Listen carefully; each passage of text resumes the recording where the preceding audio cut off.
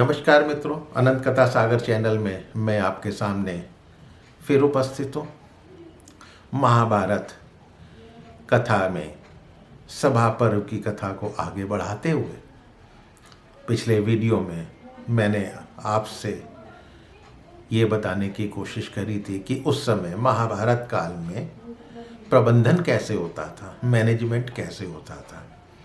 राजा के गुण तो मैंने बता दिए, लेकिन यहाँ पर आकर मैंने विश्राम लिया था कि शत्रुओं पर विजय प्राप्त करने के लिए उसको अपने पूरे मन से लगना चाहिए, अपने संतुष्टि के लिए लड़ना चाहिए।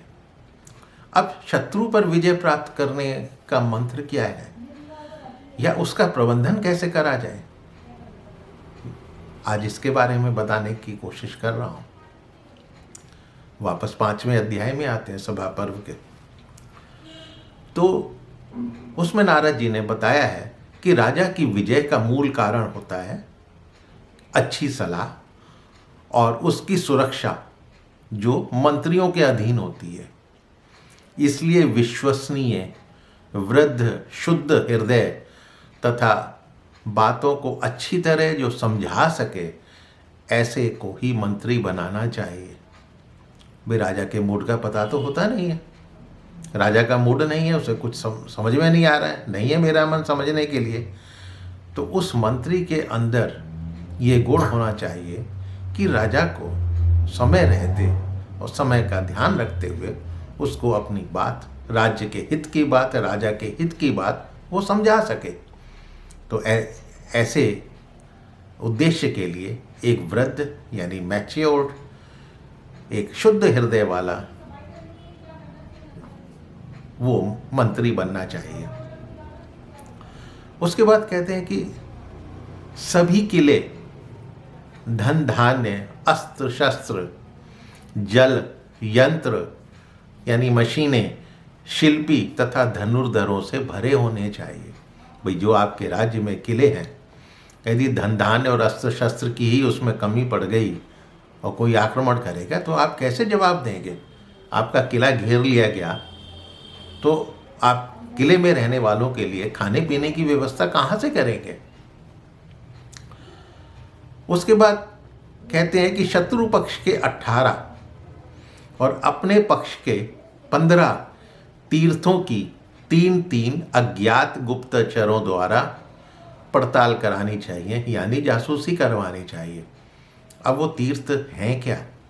ध्यान से सुनिएगा। पहला मंत्री, फिर पुरोहित, फिर युवराज, सेनापति, द्वारपाल, अंतःपुर का अध्यक्ष, कारागार अध्यक्ष, कोषाध्यक्ष यानी ट्रेजरर, धन व्यय करने वाला मंत्री, एक्सपेंडिचर सेक्रेटरी बोलिए, पहरेदारों का अध्यक्ष या अधिकारी, नगर अध्यक्ष यानी कोतवाल, शिल्पियों का अधिकारी जो आपके मिस्त्री हैं उनका ऑफिसर, धर्माधिकारी, सभा अध्यक्ष, दंडपाल यानी न्याय अधिकारी, दुर्गपाल, राज्य सीमापाल यानी राज्य की सीमा की रक्षा करने के लिए जो पहरेदार नियुक्त रहते हैं उनका अधिकारी, राज्य सीमापाल। यदि आज के उस पे देखा जाए तो जिसको बोलते हैं बॉर्डर सिक्योरिटी फोर्स, और वन रक्षक, जंगलों की भी तो व्यवस्था देखनी है। जंगल में कोई लुटेरे, डकैत या शत्रु छिपकर तो नहीं बैठा हुआ है। और ये तो शत्रु पक्ष के। अब अपने पक्ष के भी, केवल शत्रु पक्ष नहीं, अपने पक्ष की भी गुप्तचरी करानी है। तो पहले आप 3 छोड़ दीजिए। पहले 3 कौन है कि भाई मंत्री, पुरोहित और युवराज, इनको छोड़ के बाकी जो 15 बचते हैं उनके पीछे भी, हर एक के पीछे 3-3 गुप्तचर लगाने हैं और उनके द्वारा आपने उनकी जासूसी करवानी है, उनकी सूचनाएं इकट्ठी करते रहना है। अब आते हैं शत्रु के ऊपर विजय के लिए 12 व्यक्तियों के बारे में जानना जरूरी बताया गया है। कौन से? दो तो जो उस शत्रु के शत्रु हैं, ये छांटने की कोशिश कीजिए कि उस शत्रु के दो शत्रु कौन है। उसके बाद उन शत्रुओं के दो मित्र कौन है। उन मित्रों के मित्र, ये 6 व्यक्ति युद्ध में आगे खड़े होते हैं, ये ध्यान रखना चाहिए। और पीछे पृष्ठरक्षक होता है, आक्रांत जो उत्साह दिलाने वाले बंदे होते हैं, 2 व्यक्ति वो खड़े होते हैं। इन दोनों की सहायता करने वाले एक होते हैं। इस प्रकार आगे के 6 और पीछे के 4 मिलाकर 10 तो हो गए। अब विजिगीषु के पार्श्व में मध्यम और उसके पीछे एक उदासीन व्यक्ति भी होता है। तो ये सब मिलाकर इसी को द्वादश राजमंडल कहा गया है। तो इन 12 व्यक्तियों के बारे में, इनके बलाबल के बारे में, इनकी कमजोरियों के बारे में जानना भी बहुत जरूरी है। इसके बाद आते हैं कि शत्रु का पक्ष में जो लोभी हो किंतु जिसे वेतन नहीं मिला हो, जो मानी हो लेकिन अपमानित किया गया हो, जो क्रोधी हो उसे क्रोध दिलाया गया हो, और जो स्वभाव से तो डरने वाला हो लेकिन उसे और डराया गया हो, तो इन लोगों को फोड़कर अपने पक्ष में उचित सम्मान देते हुए मिला लेना चाहिए। उनको कुछ पैसे की आवश्यकता है, उनको सम्मान की आवश्यकता है। भाई जो मानी है वो अपमानित महसूस कर रहा है, तो उसको क्या चाहिए? उसे सम्मान चाहिए। तो जैसी जिसकी कमी है या जैसी जिसकी इच्छा है उसके अनुसार कार्य करते हुए उसको फोड़कर अपनी तरफ मिलाने की आप कोशिश करें। अब पराजय के कारण क्या है? पराजय मूलक व्यसन क्या है? किन किन कारणों से पराजय हो सकती है? तो 2 तरह के व्यसन बताए गए हैं। एक तो दैव व्यसन, भाई दैवी आपदा है, और एक मानुष व्यसन, यानी वो मनुष्य के द्वारा बनाए गए हैं। अब दैवी व्यसन में आता है अग्नि, जल, व्याधि, व्याधि माने बीमारी, दुर्भिक्ष यानी अकाल, और महामारी, जब आपकी प्रजा में कोई महामारी फैली हो। तो इनमें से यदि कोई आपकी प्रजा में है और कोई शत्रु आक्रमण करे तो आपकी हार हो सकती है। मानुष व्यसन, मानव के बनाए हुए व्यसन क्या है?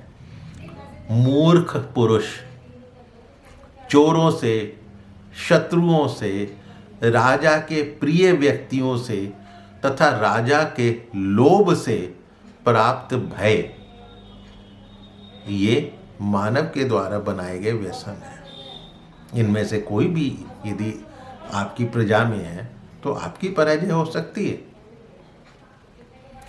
और इन व्यसनों का शत्रु पक्ष में यदि आप आधिक्य देखें, यानी अधिक देखें, शत्रु पक्ष में ये व्यसन चल रहा है या अधिक है, तो उचित अवसर आने पर देव पर आप भरोसा कीजिए, विधाता पे भरोसा कीजिए और बगैर कुछ सोचे समझे हुए आगे आक्रमण कर देना चाहिए। ये नहीं है कि आप उसके लिए किसी मुहूर्त का इंतजार करते रहें। उसके बाद बड़ी इम्पॉर्टेंट बात बताई गई है कि अपने सैनिकों को जब आप लड़ाई में जा रहे हैं, शत्रुओं पर हमला करने जा रहे हैं, तो ये तो आपको पता नहीं है कि कितने दिन लगेंगे वापस आने में। तो आप अपने सैनिकों को अग्रिम वेतन देकर शत्रुओं पर चढ़ाई करें, यानी 2 महीने, 3 महीने, 4 महीने आप जितना दे सकते हैं वेतन एडवांस में दे दीजिए, ताकि उनके घर वाले जो हैं वो तो अपना पालन कर सकेंगे परिवार का, और जो आपके सैनिक हैं उनको ये भरोसा रहेगा कि हमारे परिवार वाले अपना रोटी रोजी देख लेंगे। शत्रु के राज्य में जो प्रधान योद्धा हों, आप मालूम कीजिए, आपके गुप्तचर बताएंगे, जो प्रधान योद्धा हैं उनको छिपे तौर पर यथा योग्य धन और उपहार भेंट करते रहिए, करने की कोशिश कीजिए। आज की तारीख में उसको रिश्वत कहा जाता है, तो शत्रु पक्ष में तो आप रिश्वत देने के लिए स्वतंत्र हैं। यदि शत्रु स्त्री, जुआ आदि दुर्व्यसनों में लिप्त है तो तुरंत वेग से आप आक्रमण कर देना चाहिए। उसके त्रिविध बल यानी 3 प्रकार के बल, मंत्र, कोश और उसके भाई वगैरह बातागण, उनका भी विचार आवश्यक है। ऐसा नहीं है कि आपने तो राजा को केवल कमज़ोर देखा, लेकिन उसका कोश भरा हुआ है जो सेना को सपोर्ट कर सकता है, और उसके जो भ्राता हैं या चाहने वाले हैं, बंधु हैं, वो बहुत बली हैं। तो इनके बलाबल का आपको अंदाज़ा करना पड़ेगा। उसके बाद आखिर में कहते हैं कि भाई शत्रुओं को जीत कर, जब आपने शत्रुओं को जीत लिया, जीतने का मतलब या तो उन्होंने सरेंडर कर दिया, आपके सामने हथियार डाल दिए, अब तो ये आपका पूर्ण कर्तव्य बनता है कि आप उनकी रक्षा करें। तो ये कुछ मंत्र या उपदेश नारद जी ने युधिष्ठिर को बताए थे कि राजा को शत्रु विजय के लिए, साम्राज्य बढ़ाने के लिए क्या करना चाहिए। तो मित्रों, आपको आश्चर्य भी हुआ होगा और ये पसंद भी आए होंगे। यदि अच्छा लगा है तो मेरे चैनल को सब्सक्राइब करना मत भूलिएगा और अपने इष्ट मित्रों से इसको शेयर अवश्य कीजिएगा।